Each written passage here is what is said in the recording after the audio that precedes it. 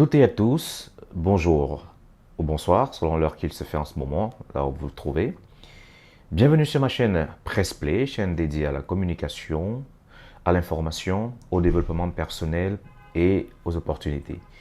Daniel Axel Foulou, mon nom, Camerounais vivant à l'étranger bientôt depuis plus de 3 ans.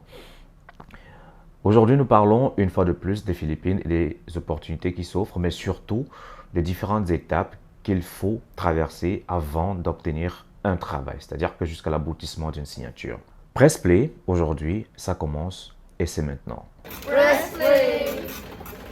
Lors d'une précédente vidéo, j'avais dit que les salaires aux îles Philippines commençaient, pour ceux qui veulent travailler dans les BPO, les salaires allaient de 500 000 francs CFA à plus d'1 million de francs CFA. Il faut savoir que le peso philippin qui est converti en francs CFA donne l'équivalent de 11,5 ou alors 12 francs CFA. C'est-à-dire qu'un peso philippin est l'équivalent de 12 francs CFA ou 11,5 ou parfois 11,2 en fonction de la conjoncture ou de l'économie, de la fluctuation.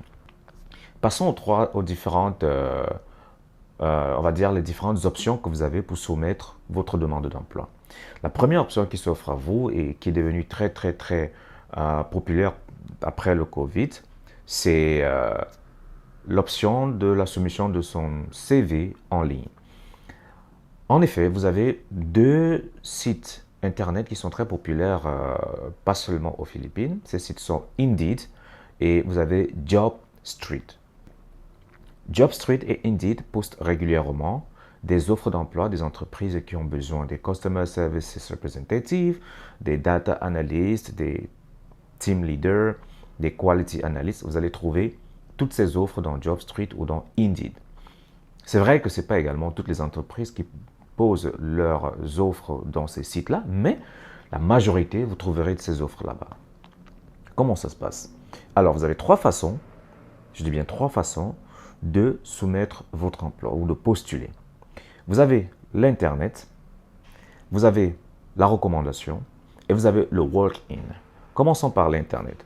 L'Internet, c'est très simple. Vous avez dans l'un des deux sites que j'ai cités, JobStreet ou Indeed, vous parcourez les offres qui y sont, vous pouvez ouvrir un compte là-bas et ensuite vous soumettez votre CV. C'est totalement gratuit, vous n'avez rien à payer, absolument rien à payer. Vous soumettez votre offre. Très souvent, en fonction des offres, les compagnies vous ont déjà informé sur le salaire qui vous sera payé. Donc, quand vous postulez déjà, vous savez à peu près quelle sera votre paye. Donc, vous soumettez votre offre en ligne et vous attendez. Vous serez contacté. Contacté par téléphone, par une équipe de ce qu'on appelle les Talent Acquisition, qui font partie des ressources humaines de chaque entreprise, qui vous contacteront pour vous passer ce qu'on appelle le Initial Interview. Le Initial Interview, en ce moment-là, se fera par téléphone, où on vous posera un bon nombre de questions qui sont relativement liées aux informations contenues dans votre CV.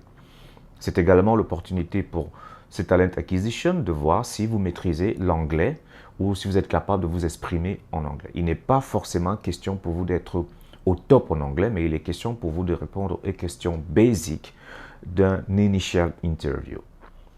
Ça, c'est pour ce qui est de la soumission de votre CV en ligne. Ensuite, vous avez la recommandation. La recommandation, c'est lorsque vous avez une connaissance qui travaille déjà dans l'une de ces entreprises-là, qui est en train de recruter et qui vous recommande, c'est-à-dire qu'il prend votre CV, votre résumé, et il soumet ça à cette entreprise comme étant la candidature de quelqu'un qu'il connaît, d'avoir une bonne moralité et tout ce qui va avec. En ce moment, vous êtes prioritaire parce que c'est ça le principe ici. Si vous avez quelqu'un qui vous a recommandé parce qu'il travaille déjà dans une entreprise, vous êtes prioritaire. Prioritaire ne signifie pas que vous allez être recruté automatiquement. Prioritaire signifie que vous serez appelé et contacté avant toutes les autres personnes. C'est ça la priorité ici. La priorité, ce n'est pas que je connais X ou Y, donc forcément j'aurai le travail. Non, ce n'est pas comme ça que ça se passe. C'est la méritocratie ici. Alors, une fois que vous avez une connaissance qui vous a recommandé à cette entreprise, une entreprise dans laquelle il est en train de travailler, le process est le même. C'est-à-dire qu'ils vont recevoir votre CV et un Talent Acquisition va vous contacter au bout de quelques jours, au bout de quelques heures, ça dépend de l'urgence de l'offre. Et vous passera une fois de plus le Initial Interview, qui sera fait par téléphone, toujours. Le Initial Interview, depuis un certain temps, se fait uniquement par téléphone. On prend des informations sur vous, on discute avec vous, des travails, des emplois que vous avez eus, et puis, bon. Maintenant, à part la recommandation, vous avez quoi d'autre? Vous avez maintenant ce qu'on appelle le walk-in. Walk-in, c'est quoi? Le walk-in, comme vous l'entendez, c'est marcher et soumettre votre dossier dans des entreprises que vous avez identifiées. Donc, vous constituez votre demande d'emploi avec vos références, vous identifiez quelques entreprises et vous y allez et vous déposez vos demandes d'emploi et vous attendez d'être appelé. Très souvent, chose qui m'est arrivée d'ailleurs, il peut arriver que vous êtes en train d'aller soumettre votre demande d'emploi et quand vous arrivez, on vous envoie directement passer un initial interview. Vous n'avez plus besoin de revenir, non, vous passez directement votre initial interview. Il n'est pas besoin de prendre votre CV, de le garder dans une base de données ou bien entre guillemets de le découper et puis vous oubliez. Non. À 90%, lorsque vous soumettez votre demande d'emploi dans une entreprise, vous êtes contacté par SMS, par email, par appel. Par SMS ou par email pour vous demander quelle serait la bonne tranche horaire pour vous contacter afin de vous passer votre initial interview. C'est vraiment beaucoup de respect qu'on accorde aux demandeurs d'emploi ici et j'apprécie beaucoup. Vous êtes vraiment traité avec beaucoup de respect.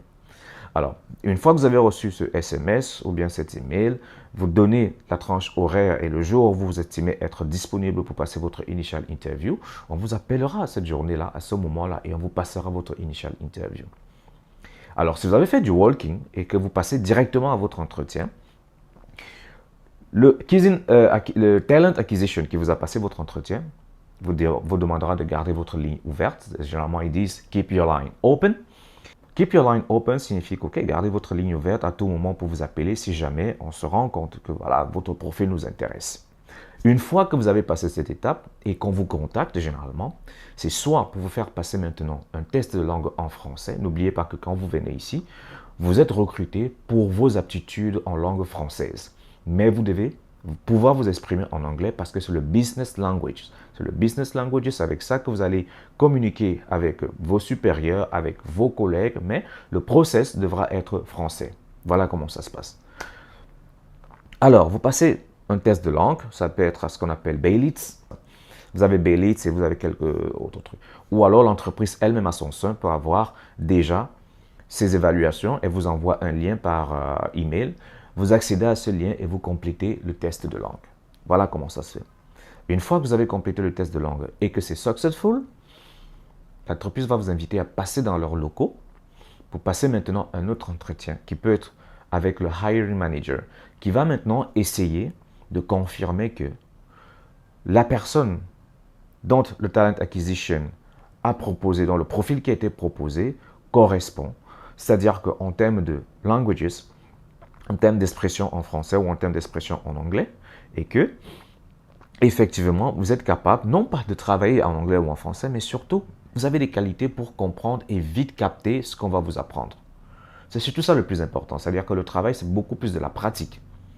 C'est beaucoup plus de la pratique. La théorie, oui, on vous apprend en quelques jours ce qu'il faut faire, mais on veut voir si vous êtes apte à pouvoir appliquer très rapidement ce qu'on vous apprend.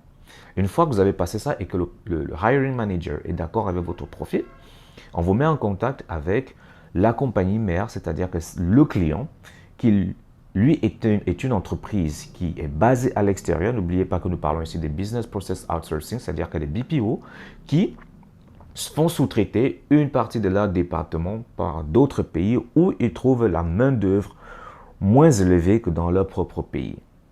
Voilà, c'est en fait ça le principe. Donc, si vous travaillez ici, c'est parce que vous faites de la sous-traitance pour des compagnies qui sont basées à l'étranger et qui préfèrent utiliser une main-d'œuvre moins élevée. Mais main-d'œuvre moins élevée, votre salaire reste toujours un salaire de ministre. Je suis désolé. C'est toujours un salaire de ministre. Parce que vous êtes payé plus que ce que vous recevez actuellement peut-être au Cameroun. C'est-à-dire que ce n'est pas facile au Cameroun d'avoir 500 000 ou 1 million, 1 million 500. Ça, on est d'accord avec ça. Maintenant, vous allez avoir votre entretien avec l'entreprise mère qui, elle, maintenant, essaye de s'assurer que le profil qui est proposé par cette entreprise de BPO qui est ici correspond exactement à ce qu'ils sont en train de chercher. Et là, on vous passera un entretien qui sera mixte, c'est-à-dire qu'en anglais et en français. Pour s'assurer qu'effectivement, voilà, vous pouvez bien parler en français et que voilà, vous pouvez bien écrire français et que vous pouvez aussi bien écrire et parler en anglais. Donc, j'insiste sur ce point-là, avant de venir aux Philippines, il faut quand même avoir une petite base en anglais, il faut avoir une bonne base en français, il faut un diplôme d'études supérieures, et voilà. Ce n'est pas compliqué. Vous pouvez arriver au bout d'une semaine, au bout de 2 jours, 3 jours, vous avez votre emploi, mais aussi, ça peut prendre du temps, 1 mois, 2 mois, en fonction des opportunités et de vos capacités, mais je vous promets, vous finirez par trouver un emploi et vous finirez par capitaliser votre investissement de voyage. C'était Daniel Axel Foulou pour Pressplay. J'espère que les informations que je vous ai apportées aujourd'hui vous seront utiles. N'oubliez pas de vous abonner à la chaîne et de cliquer sur la cloche de notification afin que s'il y a une prochaine vidéo, vous puissiez être directement notifié dans votre téléphone ou par email ou par SMS et que vous puissiez être à jour. J'étais très fier et très heureux d'être avec vous aujourd'hui. Pressplay, on est ensemble.